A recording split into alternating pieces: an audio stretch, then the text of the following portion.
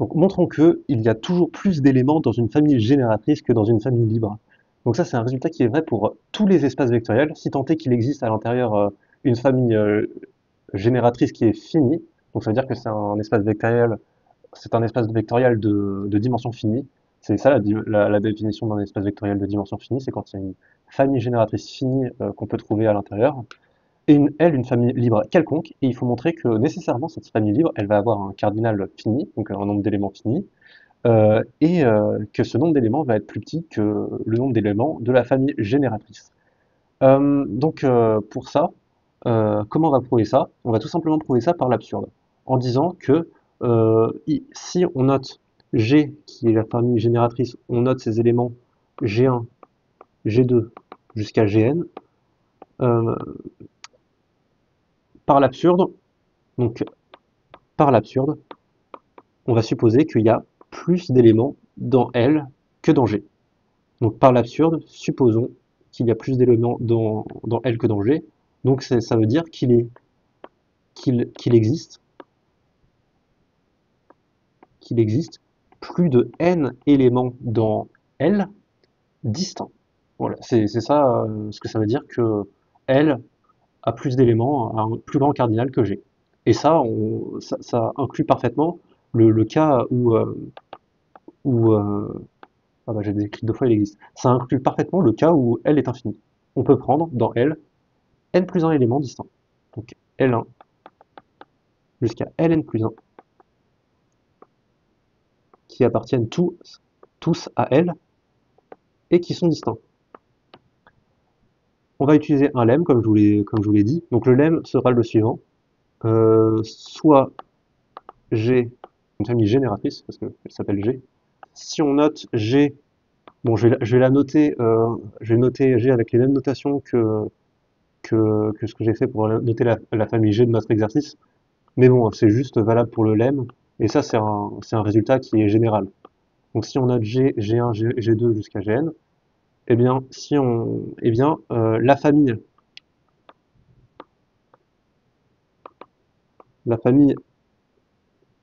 G1, G2 jusqu'à Gi-1, avec I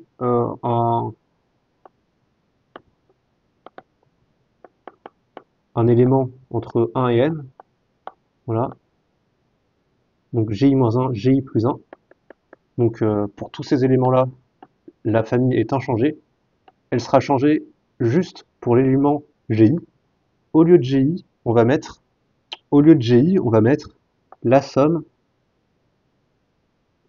donc il faut les déclarer, lambda 1, lambda n, donc ça c'est des scalaires, donc ils appartiennent au cœur des scalaires, avec, très important, il faut que lambda i soit différent de 0, et les autres on fait ce qu'on veut avec, mais c'est très important que lambda i soit différent de 0, eh bien, cette famille-là, lambda k, gk, donc je remplace gi par la somme, par une combinaison linéaire des autres vecteurs de g, et devant gi, je mets un coefficient non nul. C'est juste ça la contrainte. Donc k allant de 1 à n. Eh bien, cette famille est génératrice aussi. Mais bon, c'est un lemme qui paraît assez évident. Mais on va quand même l'utiliser pour prouver que notre assertion est absurde. Donc continuons notre preuve. Donc là je vais vous donner le principe justement de la preuve. Ça va justement être de construire dans G. Donc là on reprend notre G qu'on avait défini avant. Donc dans G, on va essayer d'incruster des L1, L2 jusqu'à Ln. Donc je m'explique. Euh, Comme G est une famille génératrice, L1 par exemple, L1 peut se décomposer parce que c'est un vecteur de E, donc il peut se décomposer selon cette famille génératrice. C'est pas forcément unique la décomposition, mais on peut en trouver une. Donc ça va être I allant de 1 à n euh, de certains lambda i gi. Donc là je déclare rien, mais c'est juste pour se donner des idées. Euh, voilà.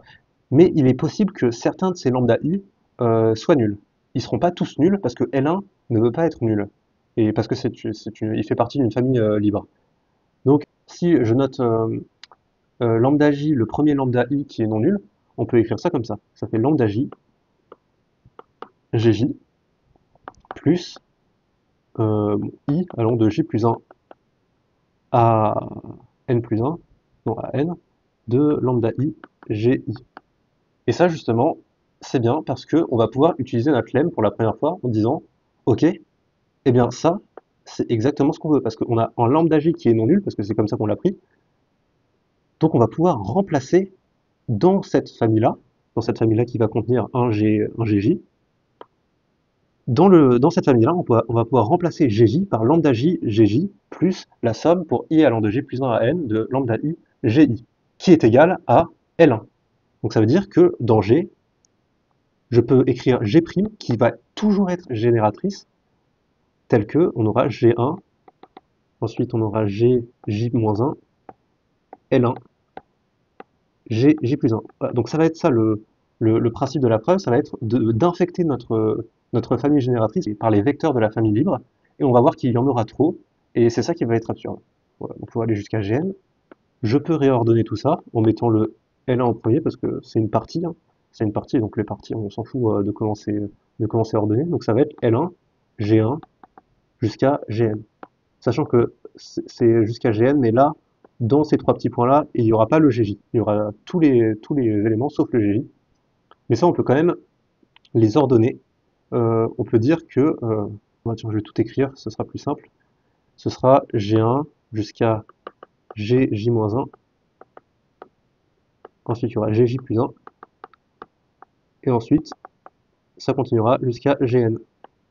Et ça, on voit qu'on peut ordonner, on peut faire une permutation en renommant ça. Donc les permutations, ça a l'air de faire peur, mais en fait, ça fait pas du tout peur. C'est très facile, en fait, il suffit c'est comme si vous renommiez un ensemble. Donc ça, j'appelle ça phi1, ça, j'appelle ça phi2, ce qui est dans le trois petits points. Ensuite, ça, j'appelle ça phi j-1, ça, j'appelle ça phi j, et ça me permet juste d'avoir des indices plus propres. Et ça, j'appelle ça phi n-1. Voilà, donc en gros, c'est une permutation de l'ensemble 1n privé de j dans 1n-1. Voilà. Donc il est possible de trouver une permutation parce que ces ensembles ont le même cardinal. Et donc ça peut tout simplement se réécrire g phi 1 jusqu'à g phi n-1, ce qui est beaucoup plus joli en fait. Euh, et on se dit que bah, si c'est possible de le faire avec un vecteur, bah, c'est possible de le faire avec un deuxième. On peut se dire, ok, bah maintenant, L2, c'est quoi? L2, comme G', et c'est là qu'on se dit qu'on va devoir peut-être faire une récurrence, comme G' est toujours une famille libre, ça veut dire que L2 se décompose sur G'. Donc, donc on prend le plus petit i tel que lambda phi i est égal est différent de 0. Donc c'est forcément vrai, parce que sinon, s'ils étaient tous égaux à 0, bah ça je pourrais l'enlever en disant que c'est égal à 0, et ça voudrait dire que L2 est proportionnel à L1. Et ça c'est impossible, parce que on a vu que la famille L1, L2 jusqu'à N plus 1 était libre. Donc c'est impossible qu'il y ait deux éléments qui soient proportionnels l'un à l'autre. Euh, donc il y aura forcément un lambda prime qui sera non nul. Donc je le nomme lambda prime j. Bon là je reprends la même notation, mais vous vous doutez bien que c'est pas le même j qu'avant. Lambda prime j et, et plus, là on a la somme des i pour j plus 1, de j plus 1 à n, moins 1, de lambda prime phi i g phi i. Et ça pareil, on remplace dans le terme, voilà, on remplace le terme d'indice phi j, on remplace le terme d'indice phi j par cette quantité-là. Cette quantité-là qui est bien une combinaison linéaire des éléments de G' avec euh, au rang G phi J, qui est celui qu'on veut remplacer, avec au rang G phi I, un coefficient non nul, un scalaire non nul. Ce qui fait que je peux remplacer le le G phi I, qui se retrouve dans les trois petits points, lui, je le remplace par cette quantité-là. Et on se retrouve à une permutation près, encore une fois, avec L1, L2, parce que la quantité que j'ai soulignée 3 fois, c'est L2. Donc je me retrouve avec L1, L2, et ensuite plein d'autres GI que je vais ordonner avec une deuxième permutation, donc G' de 1, G, G phi' de 2, jusqu'à, et là il en reste N-2. Et ça, je vais pouvoir le faire autant de fois que je veux. Et c'est justement ça qui nous donne l'intuition en fait. C'est comme ça qu'on trouve comment faire une démonstration par récurrence, parce que là, on est sûr qu'on va devoir faire une démonstration par récurrence, on voit à peu près ce qu'on va devoir faire, mais c'est comme ça qu'on trouve la démonstration par récurrence qu'on veut faire et qu'on va devoir faire, c'est en essayant de faire pour le cas n égale 1, ensuite on essaie de le faire pour le cas n égale 2, on se dit ok, ça a l'air de se généraliser, parce que là je me dis ok, je peux faire la même chose avec L3, L4, donc je fais une démonstration par récurrence. Alors, il va d'abord falloir poser notre hypothèse de récurrence. Quelle va être notre hypothèse de récurrence? Donc, elle est toujours notée P. Enfin, vous pouvez la noter d'une manière autre, mais ce serait très bizarre. Donc, montrons P, euh, PK, voilà, qui est l'assertion suivante. Donc, l'hypothèse de récurrence est à mettre entre guillemets, parce que ça va être une assertion. Et en fait, donc déjà, il va falloir déclarer notre permutation. Donc vous pouvez soit déclarer la permutation. Moi, je vais juste déclarer les différents résultats de la permutation. Donc ça va juste être des nombres réels. Ça va être k, n-k nombres réels. Donc je déclare phi1. Donc je dis que ma, que, donc je dis qu'il existe phi1 jusqu'à phi n-k qui appartiennent à un n, voilà, et qui sont distincts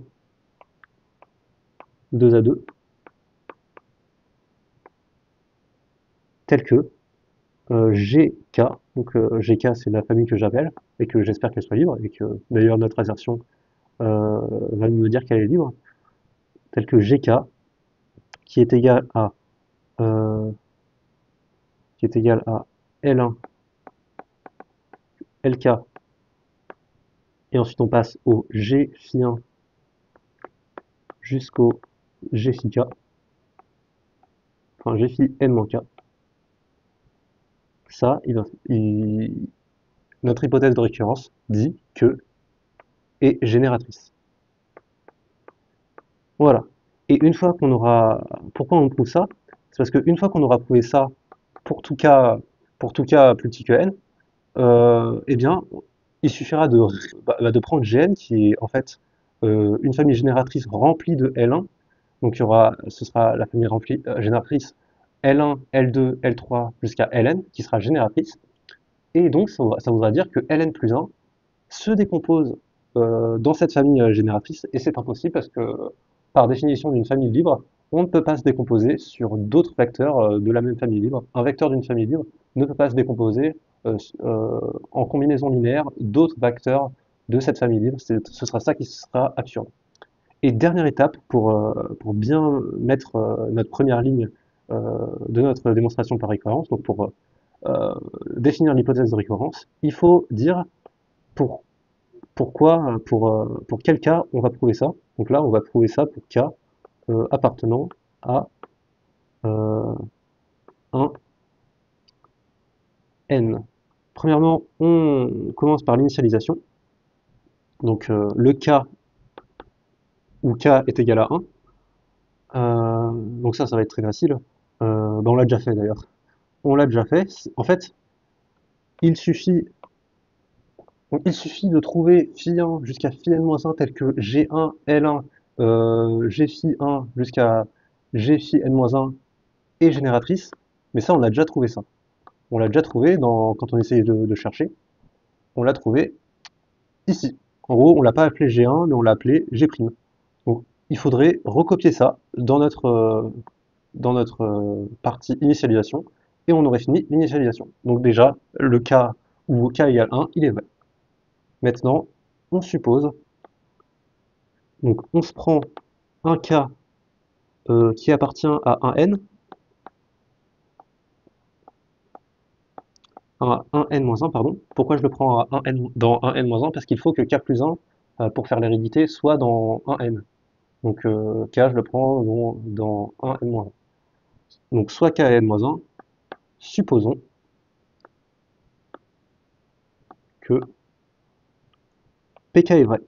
Montrons que euh, pk plus 1 est vrai. C'est pour ça qu'on a pris k plus petit que n-1. Et bien c'est parti. Et ben qu'est-ce qu'on va faire? On va faire tout simplement ce qu'on a fait pour passer de cet ensemble-là à cet ensemble-là. Mais sauf qu'on va remplacer 1 par k et 2 par k plus 1. Ben, c'est parti. Donc, par l'hypothèse de récurrence, que vous pouvez noter HR pour aller plus vite, il existe, et je note il existe en toutes lettres pour pouvoir utiliser ce que je déclare. Donc il existe phi'1, j'ai le droit d'appeler la permutation comme je veux. Je pourrais même les appeler A, B, C, D, E, F, G, mais bon, on va pas les appeler comme ça. Donc phi'1 jusqu'à phi'(n-k), euh, tel que gk étant égal à euh, gk étant égal à L1 jusqu'à Lk, avec ensuite G phi 1. Oui, il faut dire qu'ils existent dans un n. Voilà, c'est plus rigoureux. Jusqu'à G phi n-k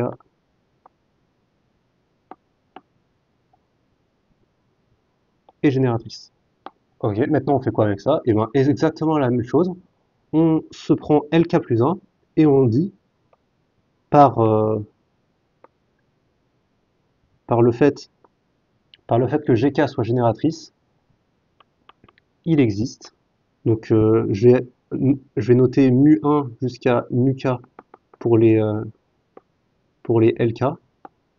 Et ensuite je vais noter pour le reste lambda phi1 jusqu'à lambda phi n-k pour le reste. Tel que, eh bien, Lk plus 1 puisse se décomposer sur cette famille génératrice qu'est Gk. Maintenant, si vous vous souvenez bien, qu'est-ce qu'on a fait après? On a, on a dit qu'il y avait forcément un phi qui était un lambda phi i qui était non nul. Donc il faut justifier le fait qu'il y ait forcément un lambda phi i qui est non nul. Pour ça, c'est très simple. On peut tout simplement dire, en recopiant cette ligne, que on a Lk plus 1 moins la somme de i allant de 1 à k de mu i li qui est non nulle. Sinon, ça voudrait dire que la famille est liée. Donc elle est non nulle car la famille L est libre. Ce qui veut dire que la somme pour i allant de 1 à n-k de lambda phi i g phi i est également différente de 0 parce qu'elle est égale à la quantité du dessus. Ce qui fait que forcément, donc, il existe J qui est dans un n-k tel que lambda phi j est différent de 0. On peut même prendre le min de cet ensemble. Donc on dit on le prend minimal. Pourquoi on peut le prendre minimal? Parce qu'en en gros, ce qu'on a, c'est que l'ensemble des lambda phi i, l'ensemble des i tels que lambda phi i est différent de 0 et non vide. C'est une partie de n, donc il a forcément un petit élément, et c'est celui-là qu'on va prendre pour j. Ce qui veut dire que Lk plus 1, en recopiant toujours cette égalité-là, on peut mettre à part le lambda j, gj, d'ailleurs c'est lambda phi j, g phi j. Ah oui, c'est des phi prime à chaque fois. Ouais, parce que euh, j'avais pris les phi en termes de phi prime, donc ce serait bien de respecter ça. Voilà, c'est des phi prime à chaque fois. Euh, plus le reste. Donc le reste, ça commence à j plus 1. Pourquoi? Parce que avant j plus 1, il y a j et on l'a écrit ici. Et avant j, ils sont tous égaux à 0 vu qu'on l'a pris minimal. Tous les lambda i pour i plus petit que 0 sont égaux, pour i plus petit que j sont égaux à 0. Donc voilà la somme qu'on a, lambda phi prime de i avec un plus ici. Et là c'est terminé parce qu'on se rend compte que par le lemme, euh, on peut remplacer dans gk, dans gk, dans gk, g phi j, phi prime j, par une combinaison linéaire de G'J avec les autres, avec le coefficient de cette combinaison linéaire associé à G'J qui est non nul. Et on a bien lambda phi j qui est non nul, phi j qui est non nul, parce qu'on l'a défini ainsi.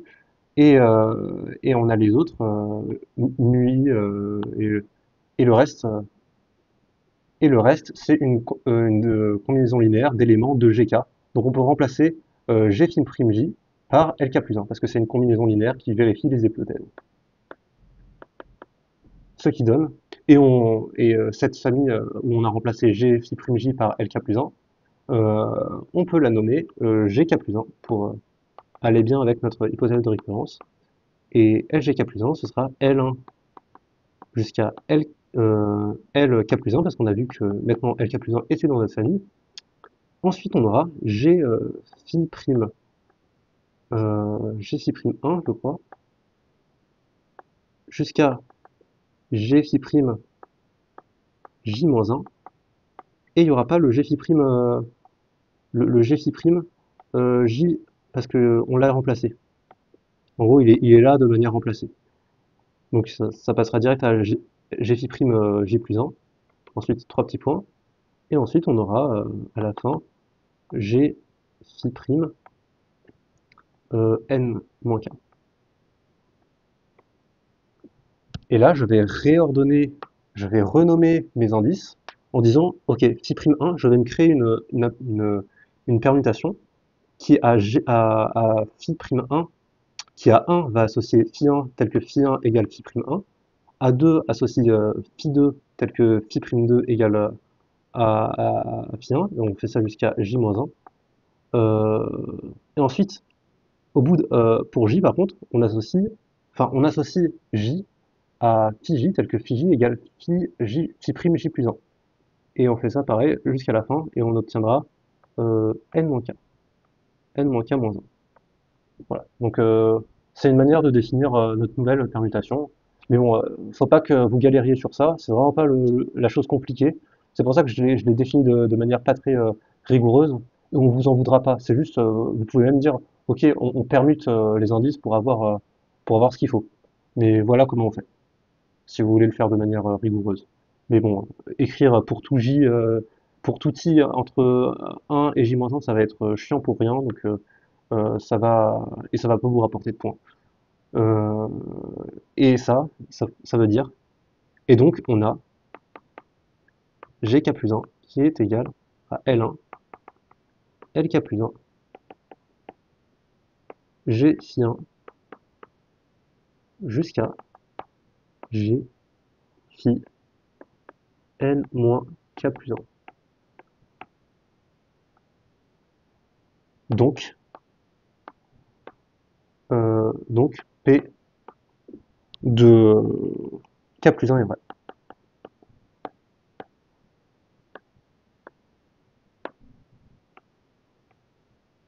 Et donc on peut conclure, même on doit conclure en disant que par le principe de récurrence, pour tout cas appartenant à un n, P de K est vrai. A fortiori, P de n est vrai. Donc Gn qui est égal à L1 jusqu'à Ln. On savait que ça c'était libre, maintenant on peut dire que c'est générateur. Donc et génératrice. Or, ln plus 1 bah, appartient à E, donc, donc ln plus 1 se décompose L1 jusqu'à Ln, donc c'est égal à une combinaison linéaire, donc il existe alpha 1 jusqu'à alpha n qui sont dans le K, tels que Ln plus 1 égale à alpha i Li, bon, i allant de 1 à n. Je peux faire passer Ln plus 1 ici, et ça veut dire, en disant que c'est égal à 0, et ça comme c'est une famille libre, ça veut dire que tous les coefficients devant les Li pour i allant de 1 à n, mais aussi jusqu'à n plus 1, ça veut dire que tous les coefficients sont égaux à 0, donc tous les alpha i sont égaux à 0. Mais ça veut dire aussi que le coefficient devant n plus 1, qui est moins 1, ça veut dire que c'est aussi égal à 0, et c'est impossible, parce que moins 1 c'est pas égal à 0. Ce qui prouve notre résultat, que c'est absurde. Donc c'est absurde. Et donc on obtient le contraire de ce qu'on avait supposé par l'absurde, qui est que qu'il est possible d'avoir L1, L2, Ln plus 1 distincts dans L, et ça veut exactement dire que cardinal de L déjà est fini et plus petit que cardinal de G, ce qui achève notre démonstration.